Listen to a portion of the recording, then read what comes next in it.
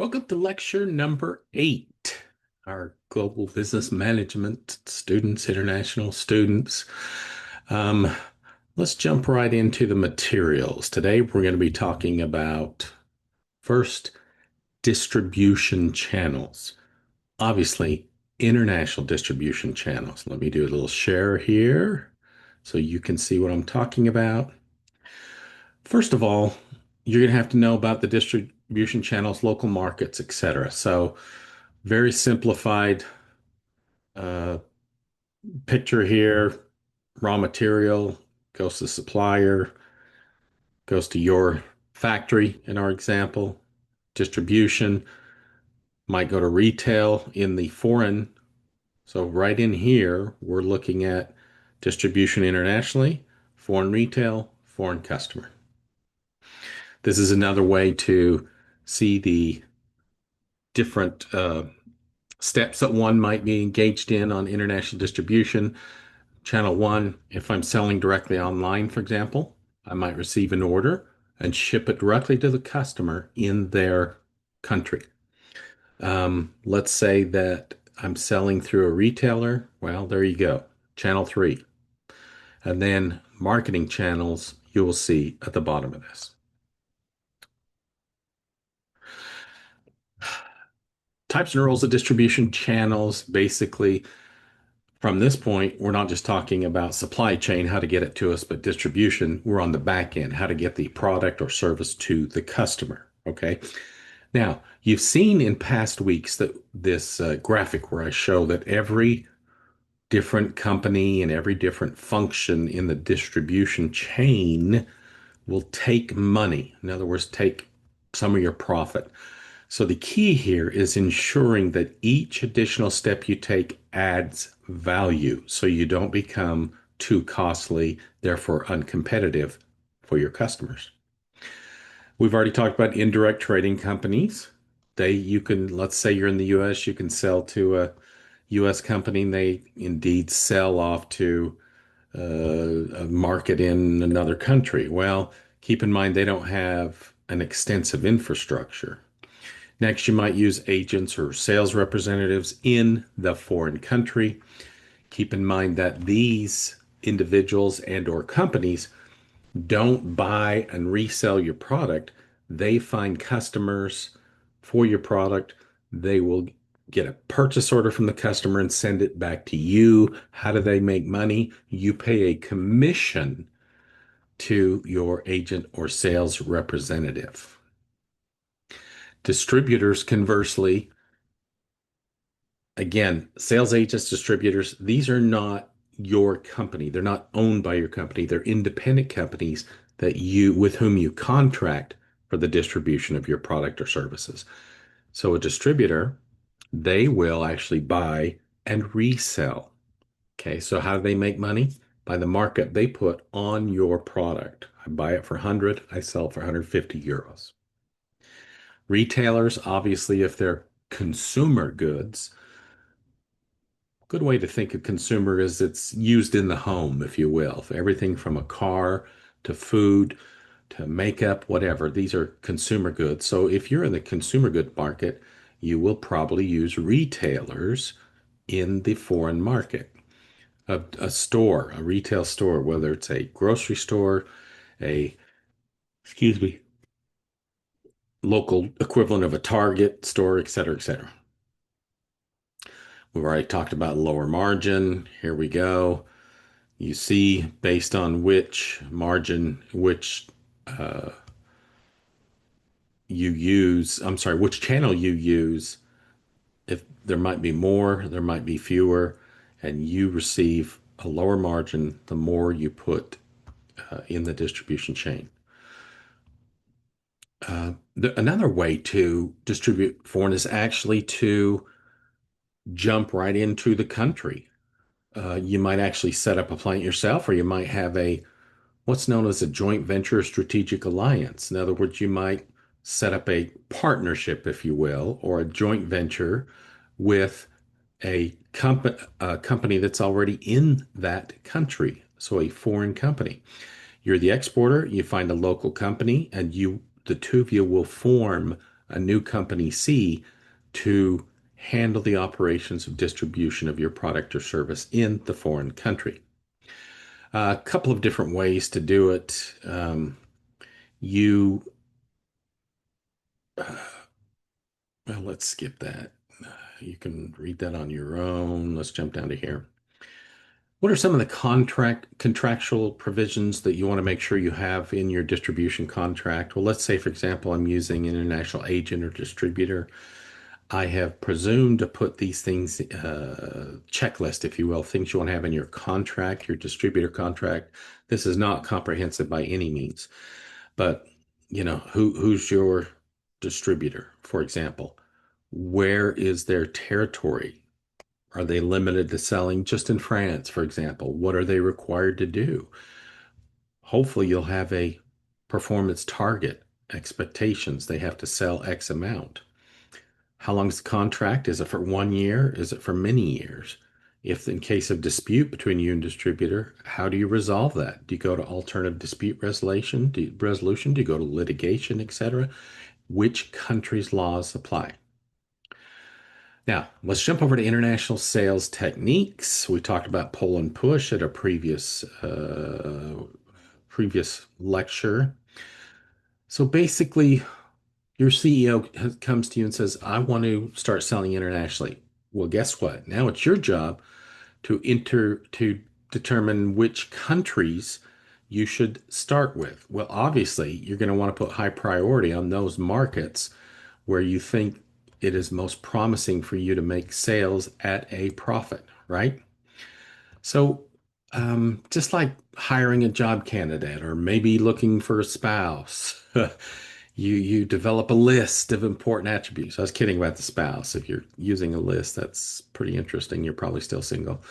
But list of important attributes and priorities. What kind of market conditions is important? Demographic trends, and then you use those on your selection list for your distributor because now you have the priorities. What's important? You rank what is most important to you for a distribution channel in that country. Um, we've already talked about trade missions, trade shows, etc., ways to get into that foreign country. How do I gather market intelligence? Well, let's talk about this because you're going to have to do good research in the local market. These are the type of things that I'm going to need to know as I go into a foreign market. Potential sales, how big's the market? Obviously, if I go into the UK or Germany, it's going to be a big market than might a smaller country. How is it segmented? Is my product a luxury product? And so might I need to determine in that country disposable income? How many people have high income, disposable income to be able to buy my luxury product? Where within that country, in what segment do I best fit? If I'm selling strollers, I'm not going to want to sell them to sports teams. I want to look at mothers and fathers that are looking for strollers. Obviously, as we've talked about previously, do your SWOT, strengths, weakness, opportunities, threat analyses on where you fit in relation to your competitors. Look at your competitors' distribution channels. Where do we want to position our product or service? In this country, would it be best for us to be viewed as the premium brand with a high price, intermediate, or a low priced option that we can get in and capture more of the market? Who are the local companies that I should look for international distribution in that country? Again, these are the type of questions you should have on your checklist.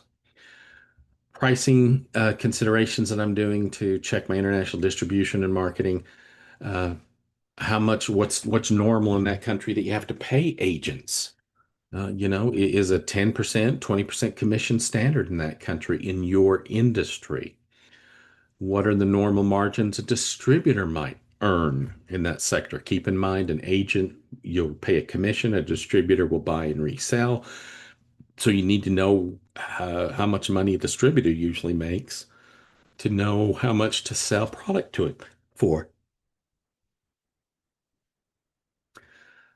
We previously talked about push-pull strategies. Obviously, as push, you give incentives. For example, hey, you sell this product to my agent rep, you get an extra 10% commission.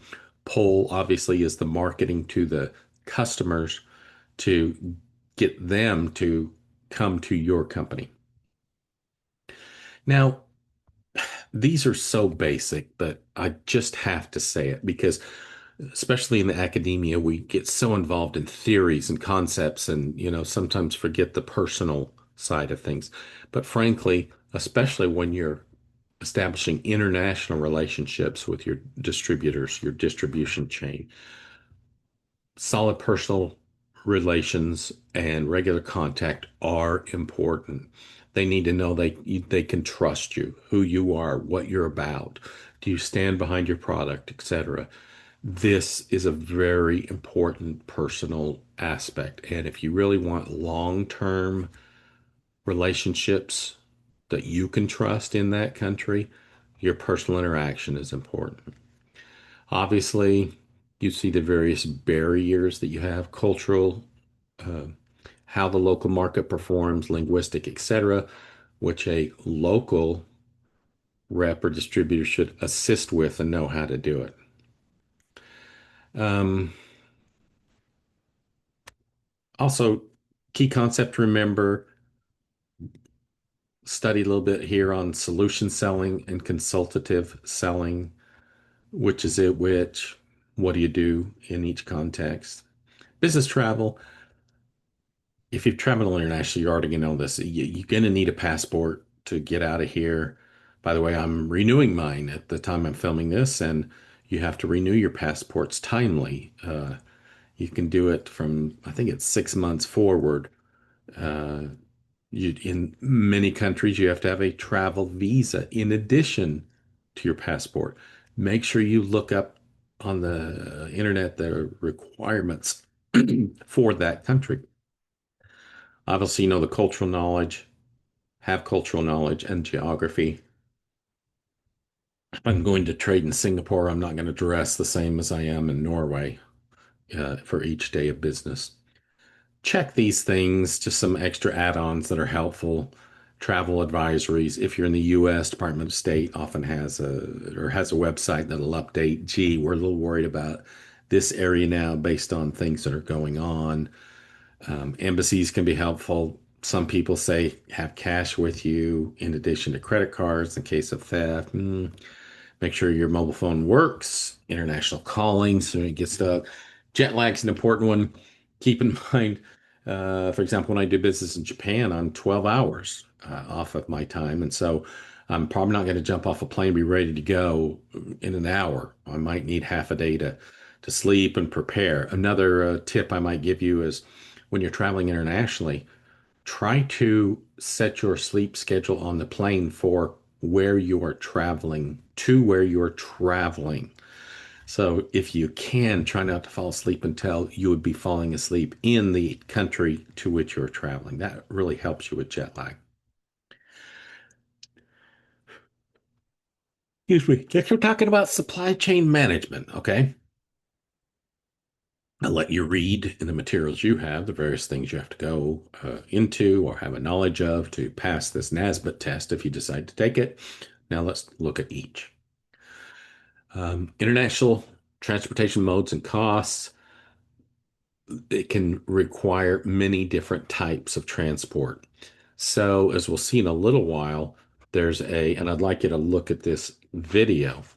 But often when you're shipping internationally, you're going to put things in a shipping container, a metal container, and they'll be multimodal or intermodal. But basically, um, they will take the container and let's say, for example, from your plant, you'll take the goods in your container, put it on a truck. Then the truck will take it to offload it to a train car. Train car will take it to the port, offload it, put it on a ship, go across, and then comes back. Does the reverse in the other country. So be familiar with multimodal shipping. Freight forwarders are great travel agencies, if you will. Road, of course. The beauty of road transport is its speed and flexibility to pick up. A large truck can be able to go so many areas that railroad can't go, and the cost is median.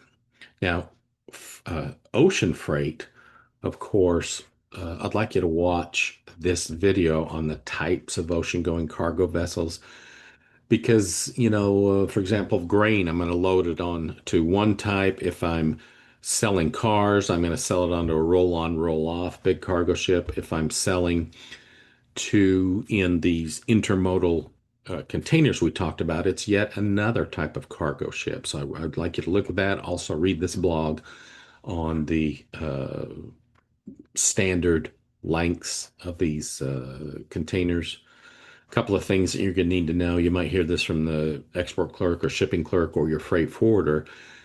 If I'm shipping and I fill up a container, then I have what's known as FCL, a full container load, and I'm paying for the entire. However, if I'm only sending a small amount of cargo to a specific country, I might using a less than container load, and then the freight forwarder will find a freight company that consolidates and puts my cargo in with another company's cargo, and then I'm not paying for the entire uh, for the entirety of the container. Okay. Rail, of course, is the least expensive form of transportation. It's good, not quite as fast as trucking, and doesn't have the flexibility. Air freight is, it depends on what you're shipping. If you're shipping a very expensive, high value good, you might be shipping via air freight or very low weight, high security, you might be shipping versus air freight. But of course, it's fast, it's very expensive, et cetera, et cetera. So sometimes customers will actually pay for an expedited delivery, and you might, if they're willing to pay for it, then you would ship via air freight. Which is best? Again, that's a matter of function, speed, cost, availability. For example, you might not have a railroad spur where your plant, you can just offload something onto the uh, railroad car. So you may need to indeed use truck and then they can take it to train. Let's jump to trade agreements. We've talked about that earlier, but various countries will have what's known as free trade agreements. Uh, US and Singapore have had one for many years, but essentially basically saying either we will exchange goods at zero duties or at a dramatically reduced tariff slash duty.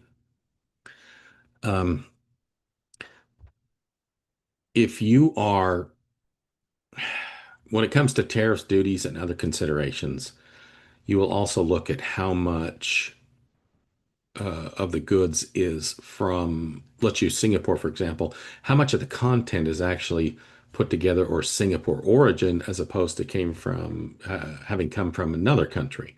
So that's a concept called regional value content. And kind of beyond this class, but basically it may depend everything from what your true duties imports are to whether you can qualify to be in a free trade zone, et cetera. Free trade zone, basically, um, a lot of companies went to the government and said, wait a minute. So what I'm doing is I'm going to make up an example. I'm importing goods from Mexico and I'm adding something or doing final assembly or whatnot. And then I'm shipping them right back out of the US. So I don't want to have to pay all these customs and duties. So there are various literally areas that are known as free trade zones, and you are not paying for customs slash duties until they come out of that free trade zone in that country. But if you just import and re-export, you're avoiding all that. So again, they don't work for imports generally into your country, but if importing and re-exporting, that's great. You can avoid all the duty slash tariffs. Um, Here's some things you need to know. Harmonized system. There's a bunch of numbers, and you don't have to memorize the numbers, but you need to know what they mean and where to find them. Okay. Harmonized system, it's a numerical system. that most customs slash import authorities around the world agreed on to determine duties that they pay on goods. 6-digit codes for international. They're broken down into categories as you will read on your own.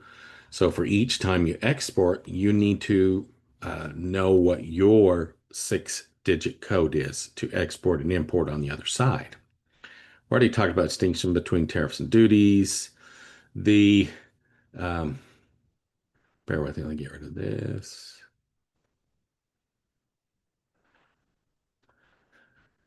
Harmonized tariff schedule, HTS. So we already talked about the agreed HS, but I wanted to give you this hypertext link where you can find how to find these codes. Now, there's also affiliated with this schedule the duties and customs depending on where you're sending it. Um, some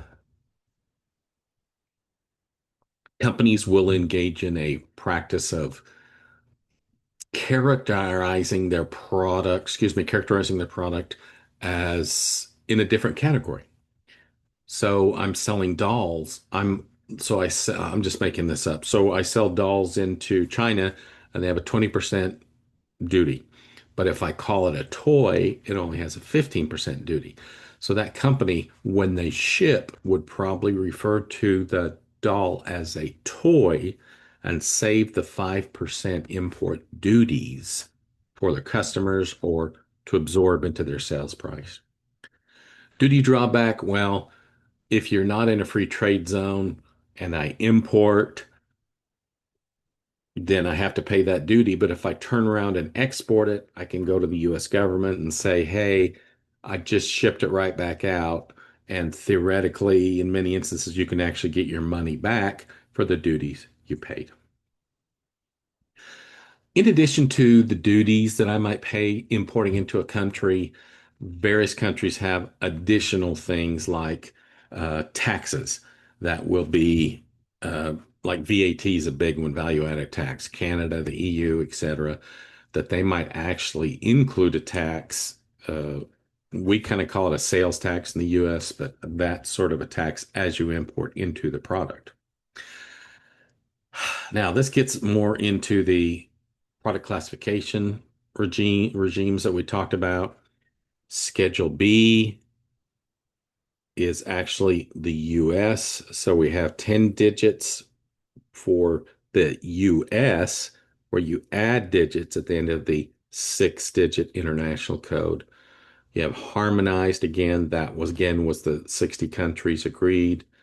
And then the US adds some more digits. So be familiar with that.